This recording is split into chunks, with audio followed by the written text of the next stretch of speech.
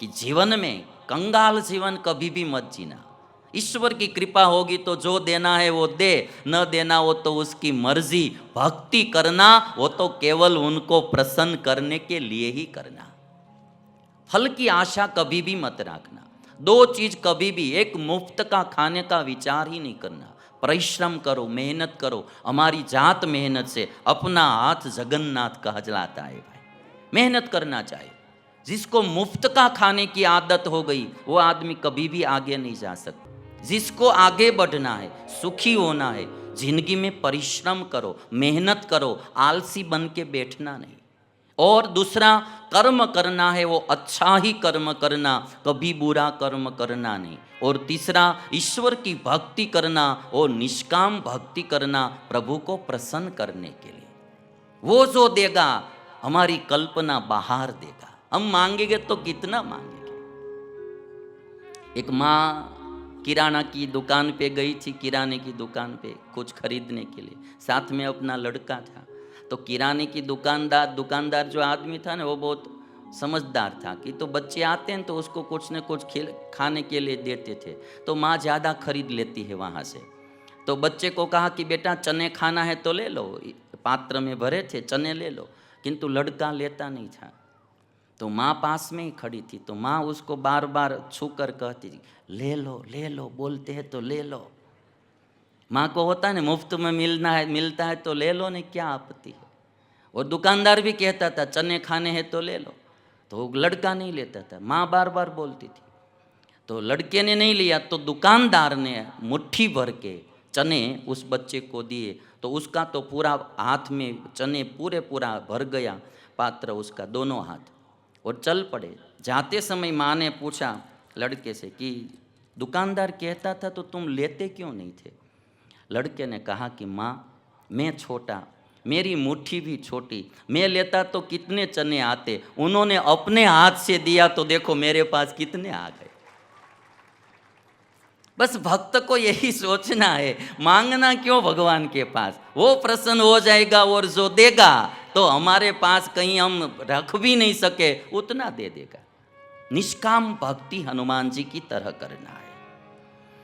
और हनुमान जी महाराज को सभी देवताओं ने जब आशीर्वाद दिए, हनुमान जी महाराज बहुत शक्तिशाली हो गए वरदान प्राप्त करके। एक कथा में सुनाऊंगा हनुमान जी महाराज की, कि सुग्रीव और वाली दोनों को वैर था, दोनों भाइयों को।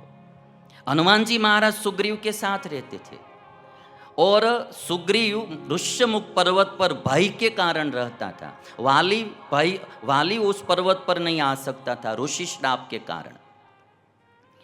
हनुमान जी महाराज इतने शक्तिशाली थे तो भी वाली को क्यों नहीं मारा। यदि हनुमान जी महाराज सोचते थे, इच्छते तो मार सकते थे, किंतु वाली को हनुमान जी महाराज ने नहीं मारा। क्यों नहीं मारा, उसका कारण वाल्मीकि रामायण में लिखा है कि जब हनुमान जी महाराज को बहुत शक्ति प्राप्त हो गई सभी देवताओं से, तो हनुमान जी महाराज एक दिन ऋषियों के आश्रम में जाकर वृक्षों को तोड़ने फोड़ने लगे, आश्रम में तोड़फोड़ करने लगे। तो भृगु और अंगिरा वंश के जो ऋषियों थे उन्होंने श्राप दे दिया हनुमान जी महाराज को। क्या श्राप दे दिया कि जो तुम्हारी शक्ति है उस शक्ति का तुझे विस्मरण हो जाएगा। बहुत समय के बाद कोई तुम्हें वो शक्ति याद दिलाएंगे, तब वो शक्ति को फिर आपके शरीर में वापस आ जाएगी।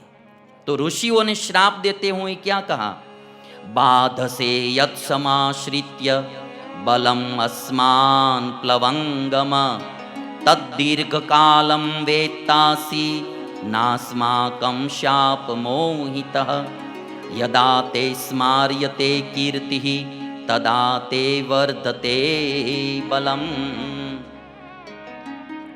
तुम्हारी जो शक्ति है उसका तुझे विस्मरण हो जाएगा, जब कोई याद दिलाएगा तब शक्ति फिर से आ जाएगी। तो हनुमान जी महाराज को अपनी शक्ति का विस्मरण हो गया था।